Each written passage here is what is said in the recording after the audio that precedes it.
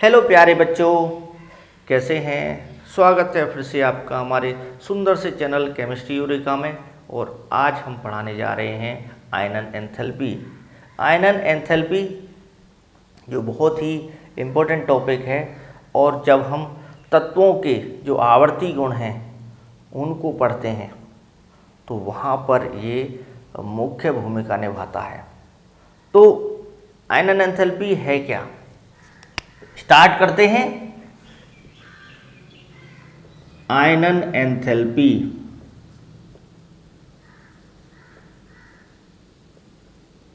आयनन enthalpy इसे आयनन विभव भी कहते हैं हम। आयनन विभव या आयनन ऊर्जा या आयनन विभव या आयनन ऊर्जा और किससे दिखाते हैं इसको? डेल्टा आई एच से इसको हम दिखाते हैं। क्या है ये, देखते हैं।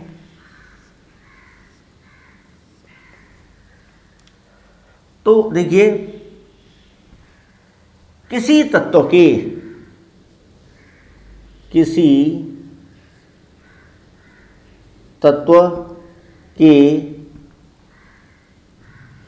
विलग या पृथक भी कह सकते हैं उसको, बिल्कुल अलग है वो विलग गैसीय परमाणु के संयोजी कोश के एक इलेक्ट्रॉन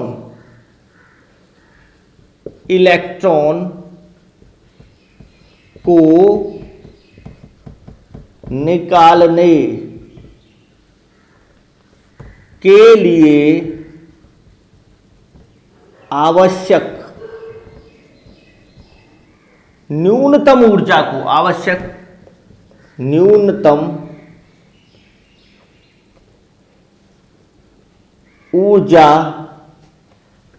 को आयनन एंथैल्पी कहते हैं। तो समझ में आ गया होगा, किसी विलग गैसीय परमाणु के संयोजी कोश के एक इलेक्ट्रॉन को निकालने के लिए आवश्यक न्यूनतम ऊर्जा को आयनन एंथैल्पी कहते हैं। अब इसको समझिए, जैसे सोडियम है, तो विलग, ये आइसोलेटेड बोला जाता है इसको इंग्लिश में, आइसोलेटेड विलग को। तो यहां लिखे भी दे रहा हूं मैं, आइसोलेटेड गैसियस एटम। सोडियम है वो गैसियस स्टेट में होना चाहिए, सोडियम एटम गैसियस स्टेट में होना चाहिए, वो अपने ही एटम या किसी और से जुड़ा हुआ नहीं होना चाहिए। जैसे आप देखते हैं कि सोडियम जो होता है वो अपने ही एटम से जुड़ा रहता है, ऐसे अटैच रहता है ये। तो क्या ये गैस में है? नहीं, ये क्या है, अलग है। मतलब ये गैस में नहीं है, सॉलिड स्टेट में, ठोस अवस्था में है। तो ठोस अवस्था में है ये, तो क्या इलेक्ट्रॉन निकाल पाएगा? नहीं। तो पहले इसको अपने जो ठोस अवस्था है, जो बाकी एटम हैं, बाकी परमाणु हैं, उनसे अलग होना पड़ेगा इसको। तो पहले ये अलग होगा, और अलग जब हो जाएगा, सारे बॉन्ड टूट जाएंगे, तो ये किस में चला जाएगा? गैस स्टेट में, गैसियस। तो आइसोलेटेड, जैसे आपने देखा होगा कि जो वैज्ञानिक हैं, हमारे ऋषि मुनि हैं, वो बिल्कुल आइसोलेट होकर जो बाहरी दुनिया है उससे बिल्कुल अलग होके वो क्या करते हैं? खोज करते हैं, रिसर्च करते हैं। तो उसे कहते हैं हम आइसोलेट, पृथक हो जाना, बाकी जो चीज़ें हैं उनसे बिल्कुल अलग हो जाना। तो ये गैस में पहुंच गया, सोडियम गैस में है और ये अकेला है बिल्कुल, तो इसे विलक कहेंगे। अब इसमें देखिए, इसकी स्ट्रक्चर बनाए अगर हम, तो यहां पर होता है न्यूक्लियस और ये एक शेल, ये दूसरी शेल और ये तीसरी शेल। इसमें कितने होते हैं? 2 इलेक्ट्रॉन होते हैं। इसमें 1 2 3 4 5 6 7 8 और इसमें 1 इलेक्ट्रॉन। तो ये जो 1 इलेक्ट्रॉन है जो बाहर है बिल्कुल, क्योंकि सबसे बाहरी है, इसे कहते हैं संयोजी कोश। संयोजी कोश, संयोजी कोश के 1 इलेक्ट्रॉन को निकालने के लिए जो न्यूनतम ऊर्जा, कम से कम एनर्जी लगती है, उसे कहते हैं हम क्या? आयनन एंथैल्पी। अब तो समझ में आ गया होगा कि बाहरी, बिल्कुल बाह्यतम कोश जो है, उसके इलेक्ट्रॉन को निकालने के लिए जो ऊर्जा चाहिए उसे क्या कहते हैं? आयनन एंथैल्पी। यहां से इसको मिटा दिया हमने। अब इसका 1 इलेक्ट्रॉन निकालना है, निकल जाएगा जब, तो क्या बनेगा? प्लस चार्ज आ जाएगा। जब 1 इलेक्ट्रॉन निकल जाता है तो 1 प्लस आ जाएगा, प्लस इलेक्ट्रॉन निकल गया। ई भी लिख सकते हैं इलेक्ट्रॉन को, ई। और ये इसमें ऊर्जा आपको देनी पड़ेगी, तो IH जो निकलेगा वो प्लस में निकलेगा, प्लस में, ये पॉजिटिव, क्योंकि देनी पड़ रही है ना। देखिए, हमने इसको ऊर्जा दी इलेक्ट्रॉन निकालने के लिए बाहर से, तो बाहर से जब ऊर्जा दी तो ये जो ऊर्जा क्या हो गई? इसके अंदर अवशोषित हो गई। तो इनकी जो ऊर्जा है वो ज़्यादा हो गई। अब इनकी जो ऊर्जा है ज़्यादा हो गई, क्योंकि जो ऊर्जा दे रहे हो वो इलेक्ट्रॉन को मिल रही है। न्यूक्लियस है, इसके चारों तरफ ये 1 2 और इसमें 3 शेल होती हैं, इसमें 2 8 1, तो यही इलेक्ट्रॉन निकलना है। तो इलेक्ट्रॉन यहाँ पर है और बाहर से इसको क्या है? ऊर्जा दी जा रही है। और ये इलेक्ट्रॉन निकल के यहाँ से जब इसको ऊर्जा ज़्यादा मिल जाएगी तो इलेक्ट्रॉन दूर चला जाता है। पहले वो इसमें था एटम के अंदर, जैसे कोई कंपनी में काम करता है और जब तक उस पर पैसा नहीं है वो काम करता रहेगा, लेकिन जब वो खुद समर्थ हो जाएगा, इतना पैसा हो जाएगा उस पर कि वो अपना खुद का बिजनेस स्टार्ट कर सके, तो वो चला जाता है बाहर। तो इसको ऊर्जा मिल गई तो वो क्यों रहना चाहेगा यहाँ? तो अब देखिए, ऊर्जा देने पर क्या हुआ कि इसकी भी ऊर्जा ज़्यादा हो गई और इस पे जो प्लस चार्ज आया इसकी, अब दोनों की मिलके जो ऊर्जा है, इसकी और इसकी ऊर्जा, वो ज़्यादा हो गई। इन दोनों की ऊर्जा क्या हो गई? ज़्यादा, क्योंकि जो दी गई है वो भी तो इसी के अंदर है, तो ऊर्जा ज़्यादा हो गई और इसकी ऊर्जा है कम, तो ज़्यादा में से कम को घटाएंगे। अगर इसकी है 30, मान के चलो, किलो जूल पर मोल, तो इसकी है मान लो जैसे 20, तो 30 में से 20 को घटाएंगे बाद वाले में से पहले वाले को, तो किस में आएगा? प्लस में आएगा। ये उत्तर किस में आएगा? प्लस में आएगा। तो इसलिए ये समझ में आ गया होगा, तो ये धनात्मक मान होते हैं, पॉजिटिव वैल्यूज होती हैं इसकी। तो इसको हम यहाँ से समझाने के लिए किया था ये। अब देखिए, यूनिट इसकी क्या हो सकती हैं? यूनिट किस किस में हम आयनन एंथैल्पी को निकाल सकते हैं? किलो जूल पर मोल में, किलो जूल पर मोल, किलो जूल पर मोल। पर मोल का मतलब हो गया, ऐसे लगा देते हैं पर मोल, या इलेक्ट्रॉन वोल्ट पर एटम भी लिख देते हैं, इलेक्ट्रॉन वोल्ट। इसके अलावा हम निकाल सकते हैं किलो कैलोरी पर मोल। इस तरह जो है आप इसको निकाल सकते हैं। क्लियर हो गया? यहां तक समझ में आ रहा है? अब देखते हैं कि कितनी हो सकती हैं ये। तो जो आयनन एंथैल्पीज हैं वो ज़्यादा हो सकती हैं, एक से ज़्यादा इलेक्ट्रॉन निकाले जा सकते हैं, लेकिन बारी बारी से एक एक परमाणु से इलेक्ट्रॉन निकाले जा सकते हैं। सबसे बाहरी वाला निकालो, फिर जो बचा उसको निकालिए। जैसे X कोई है या मेटल मान सकते हो आप M, तो X परमाणु है, उससे X प्लस इलेक्ट्रॉन एक निकल गया, पहला इलेक्ट्रॉन निकला, तो उसको बोलते हैं डेल्टा IH1, यानी कि प्रथम आयनन एंथैल्पी या फर्स्ट आयोनाइजेशन एंथैल्पी इसको बोलेंगे। इसको यहां पे बोलेंगे हम प्रथम आयनन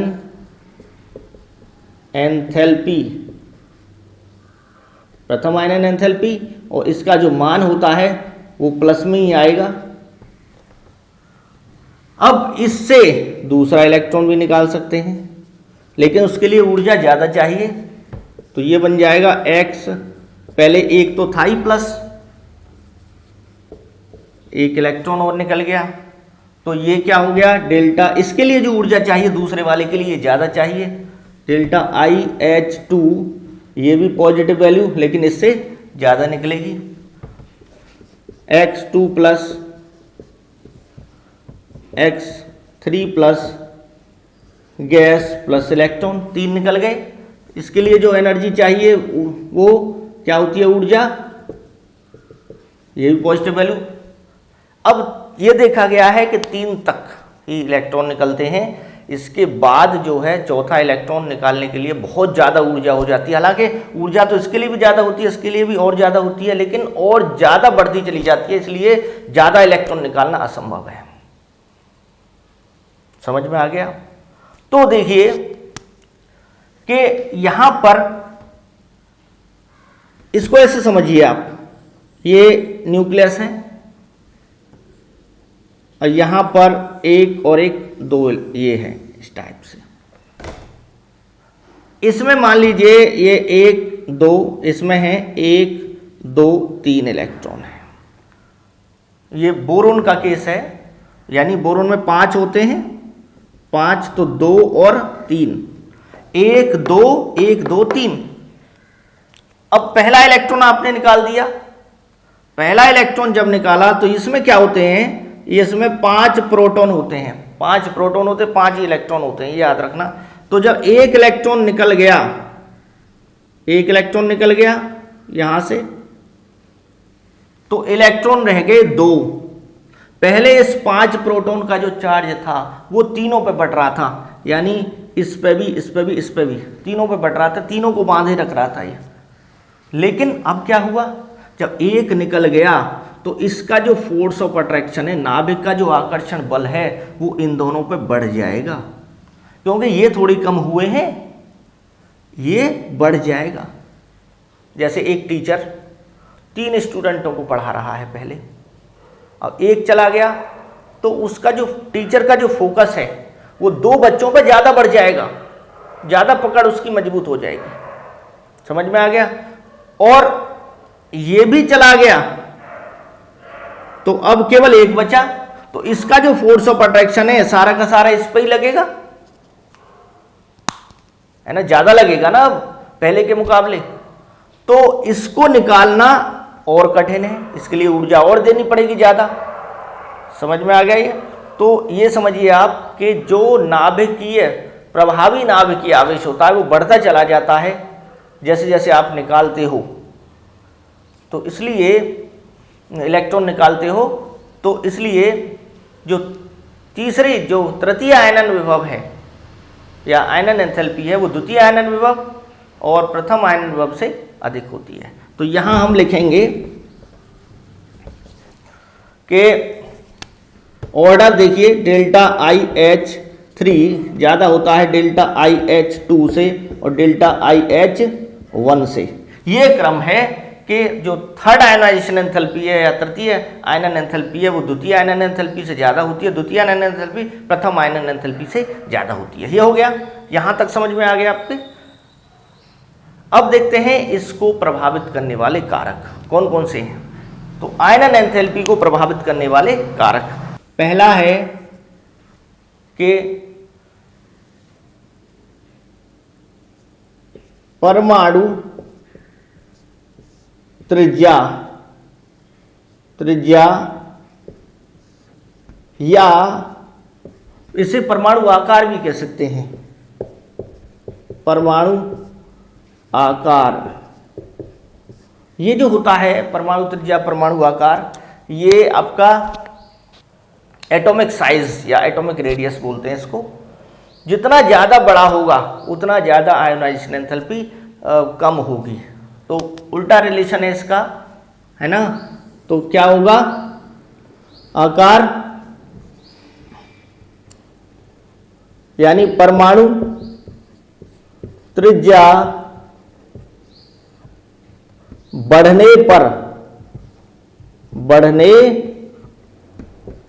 पर आयनन एंथैल्पी घटती है। जैसे आप समझो कि जितनी बड़ी क्लास होगी स्टूडेंट्स की, जितनी बड़ी होती चली जाती है उतना जो टीचर का प्रभाव है वो कम होता चला जाता है पीछे तक। तो पीछे वाला जो स्टूडेंट है वो आराम से निकल सकता है, कभी कभी निकल भी जाता है क्लास से, देखा हो आपने, अगर दरवाज़ा पास में है तो, क्योंकि बहुत बड़ी क्लास हो गई। तो साइज बढ़ने से हुआ क्या, ये क्या होता है, ये नाभिक होता है, न्यूक्लियस में प्रोटॉन होते हैं, न्यूक्लियस में प्रोटॉन 1 2 3, एक तो ये है और दूसरा है 1 2 और 3 4 5। इसमें कितने हैं, इसमें 1 2 3 4 5 यहाँ है इलेक्ट्रॉन बाहरी, और इसमें 1 2 3 यहाँ है। तो बताइए साइज किसका ज़्यादा है, साइज ज़्यादा है इसका, क्योंकि शेल ज़्यादा है। तो इसका जो प्रभाव है, इसे कहते हैं कि नाभिक का जो आकर्षण बल बाहरी कोश पे लगता है, बाहरी कोश के इलेक्ट्रॉन पे, उसे कहते हैं प्रभावी नाभिकीय आवेश। तो प्रभावी नाभिकीय आवेश इसका इस पे कम हो गया क्योंकि ये दूर है, और अंदर वाले इलेक्ट्रॉन भी रोकते हैं, अंदर वाले इलेक्ट्रॉन भी ढाल बनाते हैं जिससे कि इसका प्रभाव इस पे न जा सके। जैसे आगे वाले स्टूडेंट्स रोकेंगे, वो कोशिश करेंगे कि हम ही प्रश्न पूछते रहें और पीछे वाले जो है उन पर प्रभाव टीचर का न जाए। तो यहाँ पर क्या है, ये पास में है, तो किस में ऊर्जा ज़्यादा देनी पड़ेगी, छोटे वाले में या बड़े वाले में? छोटे वाले में ऊर्जा ज़्यादा देनी पड़ेगी इसको बाहर निकालने के लिए, क्योंकि ये पास में है, प्रभावी नाभिकीय आवेश ज़्यादा है, इसका प्रभावी नाभिकीय आवेश कम है क्योंकि ये दूर है। समझ में आ गया? तो उल्टा रिलेशन है, अपोजिट है। क्लियर? तो यहां पर कारण जो है वो लिख सकते हैं, कारण क्योंकि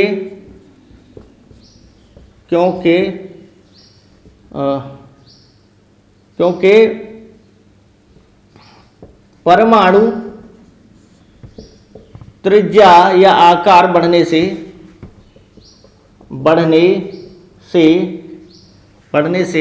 आकार भी लिख सकते हो यहां, बढ़ने से प्रभावी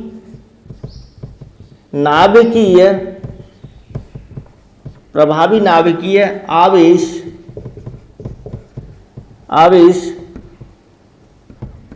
कम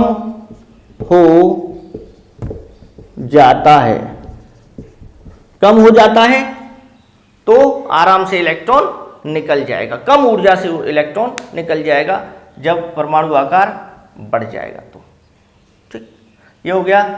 दूसरा देखते हैं, यहां पर दूसरा क्या है, दूसरा जो यहां पे हमने किया है प्रभावी, इसमें देखिए इसको ऐसे भी लिख देता हूं कि एटॉमिक रेडियस यानी परमाणु त्रिज्या, शॉर्ट में लिख रहा हूं, इन्वर्सली प्रोपोर्शनल, व्युत्क्रमानुपाती होती है किसके, आयनन एंथैल्पी के।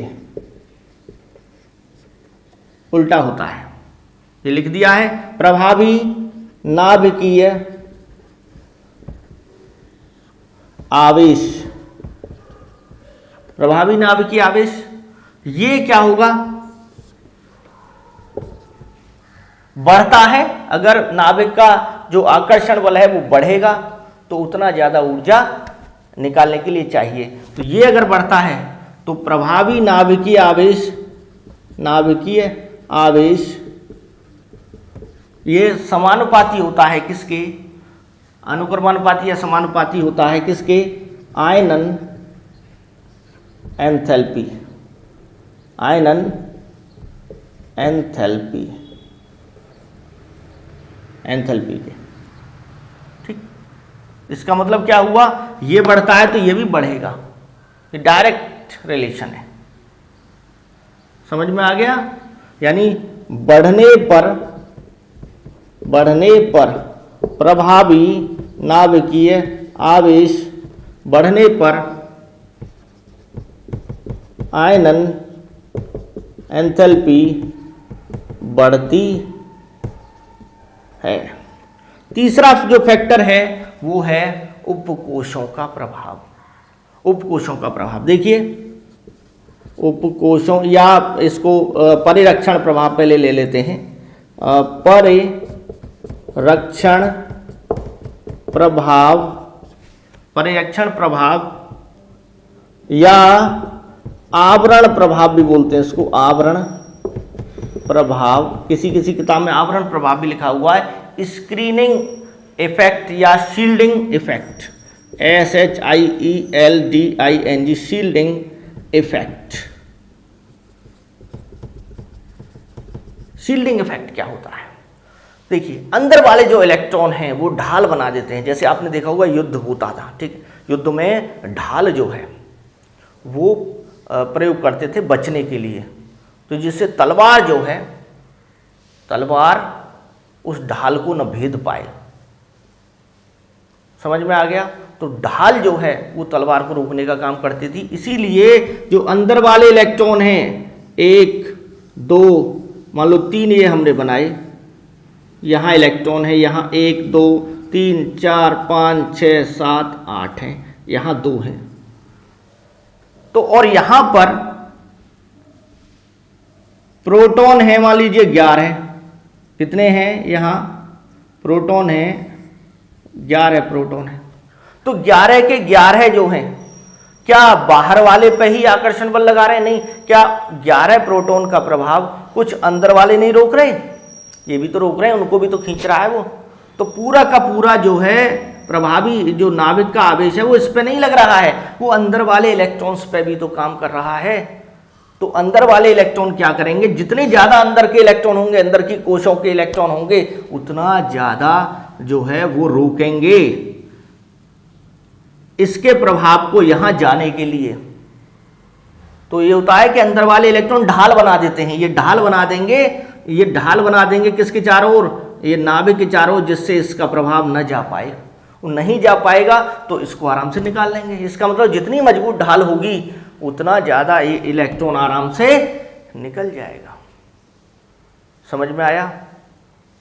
और देखिए, अगर इसको एक और सेल बना दें, यहाँ इलेक्ट्रॉन और आगे जो भी हैं, जितने भी हैं इलेक्ट्रॉन देख लेना आप कितने आएंगे। यहाँ मान लो 8 ही हैं, 1 2 3 4 5 6 7 8 9 नहीं होनी चाहिए, 9 1 2 3 4 हाँ 2 4 6 8 ये हो गए। ये कैल्शियम का एग्जाम्पल लिया है हमने। तो अब और मजबूत ढाल बन गई और ज़्यादा इलेक्ट्रॉन हो गए और ज़्यादा रोकेंगे इसके इफेक्ट को। यहाँ प्रोटॉन हालांकि बढ़ेंगे, प्रोटॉन उसी हिसाब से बढ़ जाएंगे, ठीक, तो इसका और ज़्यादा रोकेगा। तो ये समझ में आ गया?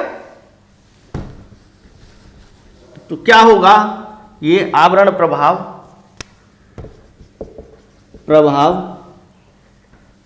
कि अगर ये प्रभाव बढ़ता है, यदि आवरण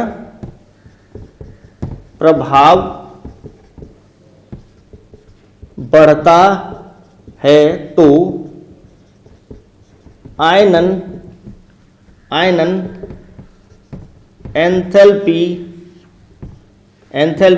घटती है,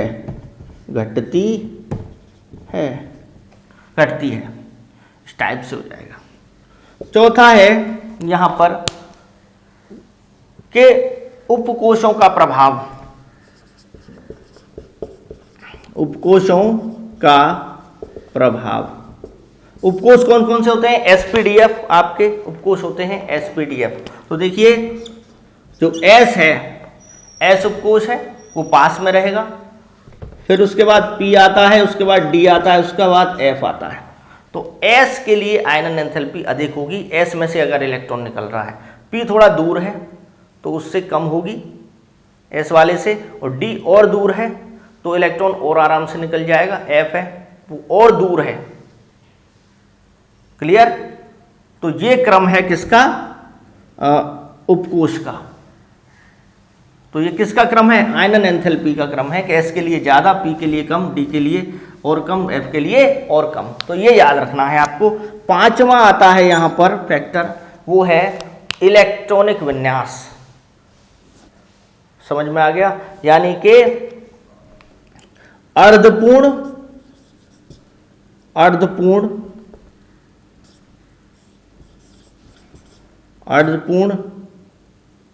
या पूर्ण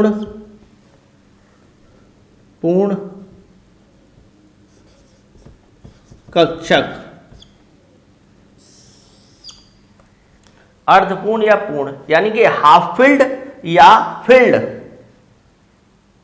यदि है कोई कक्षक तो उसके लिए वो ज्यादा स्थायी होता है। वो कैसा होता है?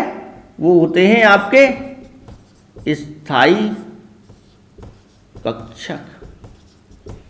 और स्थायी वाला क्यों चाहेगा? जो स्टेबल है, खाने पीने को सब कुछ मिल रहा है ना, घूमने के लिए सब कुछ मिल रहा है, खर्च करने के लिए पैसा है, तो वो क्यों जाना चाहेगा कहीं? वो इलेक्ट्रॉन नहीं जाएगा, उसका इलेक्ट्रॉन कहीं नहीं जाएगा। वो देखा होगा जहाँ कमी होती है, कमी होने लगती है, तो वहाँ लोग छोड़ छोड़ के जाने लगते हैं, है ना। और जहाँ सब कुछ है, स्थायी है, वहाँ रुके रहेंगे। तो यही है। अब ये किसके लिए लागू होता है? ये होता है किसके लिए? पी, डी और एफ उपकोष के लिए। पी में कितने आ सकते हैं? देखिए पी जो है वो है आपका यहां, इसे मिटा देता हूं, ऊपर लिख देंगे। पी जो है वो होता है 1 2 3, बराबर बना लो इसको। तो ये हो गया। इसमें एक में 2 आ सकते हैं, दूसरे में 2, तीसरे में 2, तो 6 आ सकते हैं। पूर्ण भरे में 6, तो या तो हो 3 आधा भरा हुआ 1 2 3, या हो पूरा भरा हुआ 6 1 2 3 6 हो जाए। तो दोनों ही स्थायी हैं, स्टेबल हैं, और दोनों से इलेक्ट्रॉन निकालने के लिए ज़्यादा एनर्जी चाहिए। एक तरफ है पूरा भरा हुआ या आधा भरा हुआ, आधा है 1 2 3, एक तरफ है ये 1 2 3, 1 2 है इसमें। तो ये दोनों क्या हैं? स्थायी। और ये क्या है? कम स्थायी। इसके मुकाबले ये कम स्थायी है, अस्थायी। तो इन दोनों से इलेक्ट्रॉन निकालने के लिए ज्यादा ऊर्जा चाहिए और इससे कम चाहिए। समझ में आ गया? तो इन दोनों से इलेक्ट्रॉन निकालने के लिए ज्यादा ऊर्जा चाहिए, तो आयनन एंथैल्पी इनके लिए क्या होगी? ज्यादा होगी। आयनन एंथैल्पी इनके लिए क्या होगी? ज्यादा होगी। अब डी का देखते हैं। डी में कितने होते हैं? आपके 5 उपकोष होते हैं। 5, 1 2 5 होते हैं।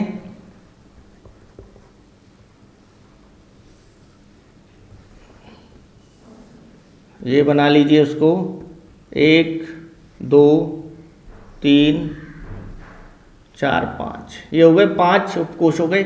या तो आधा भरा हुआ हो या पूरा भरा हुआ हो, ये तो दोनों ही क्या होते हैं, स्थायी होते हैं। इसलिए कोशिश करते हैं वो कि आधे भरे में रहें या पूरे भरे में रहें। ये आपने देखा होगा क्रोमियम का इलेक्ट्रॉनिक विन्यास, उसमें 3d5 रहता है, आधा भरा हुआ होना चाहिए था 3d4, 3d5 रहता है। तो ये क्या हो गया आपका, इनके लिए क्या होगा, स्थायी कक्षक होते हैं, आयनन एंथैल्पी क्या होगी, ज्यादा होगी। इनके लिए क्या होगी, आयनन एंथैल्पी अधिक होगी।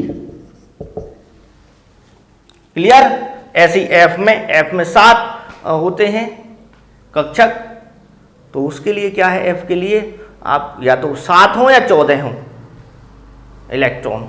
एफ में कितने हो सकते हैं, 1 7 बना दीजिए यहाँ, या तो 14 हो या 7 हो। 7 हो तो 1, इसको मिटाते जाइए, या तो जैसे हो या फिर पूरा भरा हुआ, उसके लिए ऊर्जा ज़्यादा चाहिए एफ में। तो ये हो गया, ये कुछ जो है क्या है आपके कारक हैं। अब हम देखते हैं कि समूह में या आवर्त में इनका यानी पीरियड और ग्रुप्स में इनका कैसे चेंज होता है, परिवर्तन होता है कि आयनन एंथैल्पी घटती है या बढ़ती है। देखिए कैसे होगा कि समूह, जैसे आप एक लीजिए, पहला ही ले लीजिए LiNaKRbCs और Fr, ये हो गया।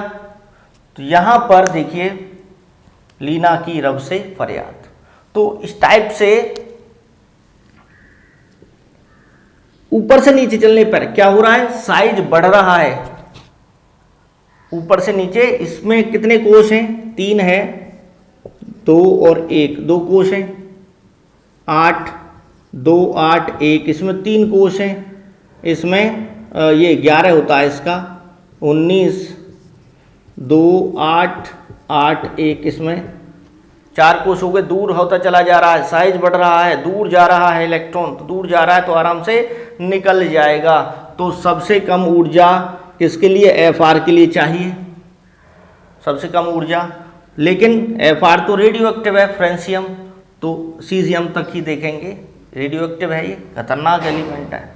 तो इसको हम यहाँ पर ऊपर से नीचे क्या होगा, शेल बढ़ रही हैं, तो क्या होगा, समूह में लिख दीजिए आप कि समूह में ऊपर से नीचे जाने पर आयनन एंथैल्पी क्या होती है, जाने पर आयनन एंथैल्पी कम होती जाती है, कम होती जाती है। इसीलिए नीचे वाले जो तत्व हैं वो आराम से इलेक्ट्रॉन निकाल देंगे कम ऊर्जा से ही, और वे जो धात्विक गुण है वो ज़्यादा हो जाता है। मेटालिक जो प्रॉपर्टी है वो नीचे की ओर, नीचे वाले एलिमेंटों में ज़्यादा होती है। समझ में आ गया। और अब देखिए ये पहला हो गया। दूसरा, आवर्त में, आवर्त पीरियड बोलते हैं इनको, ग्रुप्स बोलते हैं। पीरियड मैं शॉर्ट में लिखे दे रहा हूं आयनन एंथैल्पी, या इसको आयोनाइजेशन एंथैल्पी ऐसे भी लिखा जा सकता है। तो आवर्त में क्या होता है, जैसे सेकंड पीरियड है, Li है lithium, beryllium, boron, carbon, nitrogen, oxygen, fluorine और नियोन। ये है, इधर से इधर चलेंगे हम लेफ्ट टू राइट। तो इसका जो क्रम है, जो सामान्यतः क्रम है कि आवर्त में बढ़ता है, सामान्यतः क्या है, सामान्यतः आवर्त में आयनन एंथैल्पी बढ़ती है, इधर से इधर बढ़ती है, लेकिन क्रम अगर हम देखें तो थोड़ा सा अपवाद है इसमें।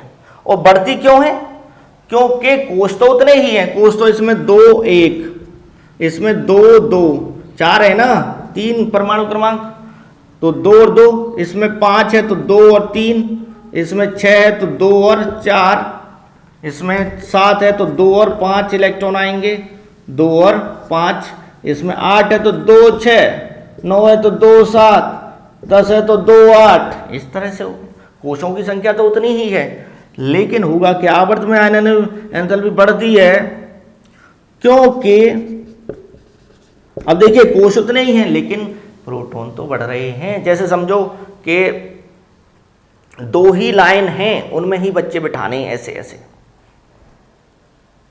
तो 2 ही लाइन हैं और नहीं बढ़ रही हैं, लाइन नहीं बढ़ रही हैं। बेशक स्टूडेंट बढ़ रहे हैं लेकिन टीचरों की संख्या बढ़ रही है। प्रोटॉन बढ़ रहे हैं, इसमें 3 प्रोटॉन, इसमें 4 प्रोटॉन, इसमें 5 प्रोटॉन, इसमें 6 प्रोटॉन, तो नाभिक का जो आवेश है बाहरी कोष पर बढ़ेगा, बढ़ता है, और बाहरी कोष पर जब बढ़ेगा तो आयनन एंथैल्पी बढ़ेगी। इलेक्ट्रॉन निकालने के लिए ऊर्जा ज़्यादा चाहिए,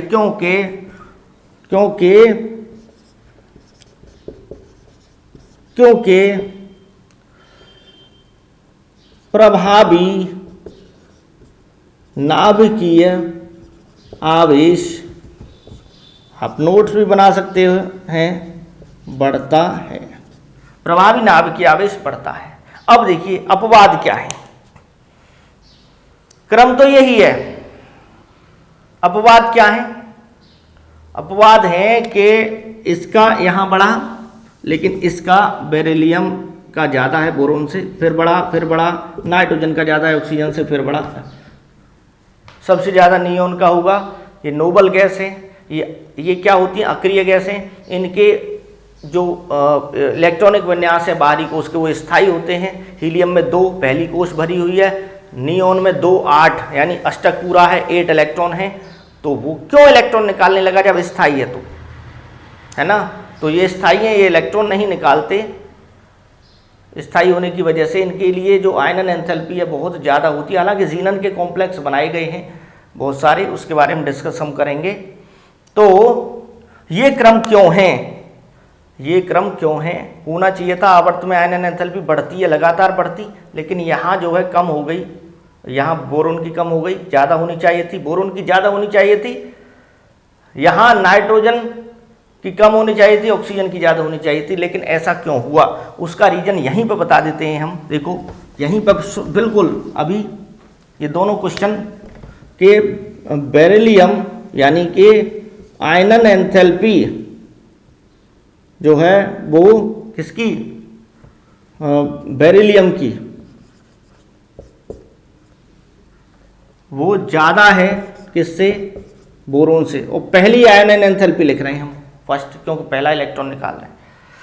आयनन एंथैल्पी ऑफ बोरोन ज़्यादा है, रीजन इसका देखिए, बोरोन का अगर हम करते हैं, बेरिलियम का 4 होता है, 1s2 2s2, इलेक्ट्रॉन किससे निकलेगा, बाहरी कोष यही है, 2 इलेक्ट्रॉन 2 इलेक्ट्रॉन, 1 और 1 2, ये फुल्ली फिल्ड है, एक तो ये फुल्ली फिल्ड है यानी पूरा भरा हुआ है, पूर्ण भरा हुआ है, और दूसरा नाभिक के पास है, एस है, एस में से निकल रहा है, यानी क्या है, 2 रीजन है, एक तो पूर्ण भरा हुआ कक्षक है, स्थायी होता है, दूसरा 2s नाभिक के पास है, तो नाभिक ज्यादा पकड़ रखेगा, कहते हैं ना जो ज्यादा पास में होता है उसी से ज्यादा लगाव होता है। 3 बेटे हैं, 2 दूर रह रहे हैं, एक पास में रह रहे हैं, एक पास में है तो उसी से ज़्यादा लगाव होगा, उसके प्रति आकर्षण ज़्यादा होगा। अब देखते हैं बोरोन का, बोरोन का होता है 5, 1s2, 2s2, 2p1। इलेक्ट्रॉन कहाँ से निकलेगा? 1 से, p से। तो p क्या है? p में एक ही है, ना तो ये स्थायी है, ना तो पूरा भरा हुआ है, ना आधा भरा हुआ है। आधे भरे में 3 होने चाहिए थे। तो क्या होगा कि स्थायी एक इलेक्ट्रॉन जल्दी निकाल देगा जिससे ये स्थायी हो जाए, 2s2 रह जाए, है ना। तो क्या होगा कि ये क्या है, इसमें रीजन लिख दो, ये क्या है, ये है यानी अस्थाई p कक्षक। दूसरा रीजन, दूसरा है कि दूर है, नाभिक से क्या है, यानी 2p नाभिक से दूर है, दूर है। तो किसके लिए ऊर्जा कम चाहिए? इसके लिए नाभिक से दूर है, अस्थाई है, अस्थाई वाले से, तो इसके लिए ऊर्जा ज़्यादा चाहिए। लिख देंगे, हो जाएगा। अब दूसरा देखते हैं, ये आसान है। अब ऑक्सीजन और उसका देखते हैं दूसरा।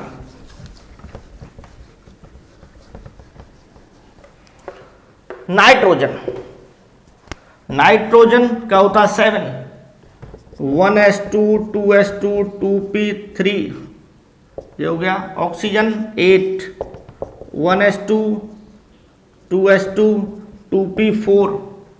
कौन स्थायी है? इसमें इलेक्ट्रॉन इससे निकलेगा, इसमें इससे निकलेगा। p 1 2 3, 1 2 3, ये p इसका 1 2 3, 1 2 3 4, ये क्या है? स्थायी है, क्योंकि ये अर्धपूर्ण हाफ फिल्ड है। ये क्या है? अस्थायी है, आधा भरा हुआ नहीं है। तो ये एक इलेक्ट्रॉन निकाल के अपने को आधा भरा हुआ कर लेगा। स्थायी करने के लिए, स्थायी करने के लिए क्या करता है?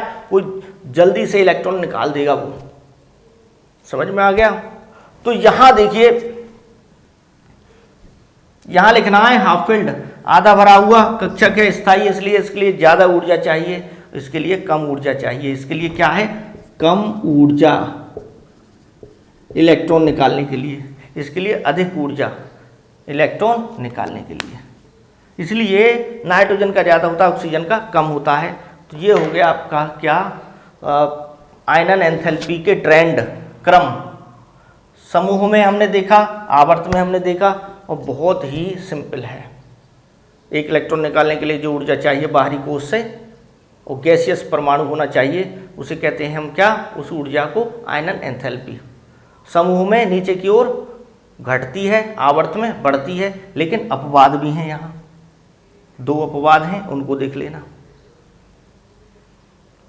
जो कारक हैं वो आपको बता दिए हैं। परमाणु आकार बढ़ेगा तो आयनन एंथैल्पी घटेगी, प्रभावी नाभिकीय आवेश बढ़ेगा तो आयनन एंथैल्पी बढ़ेगी।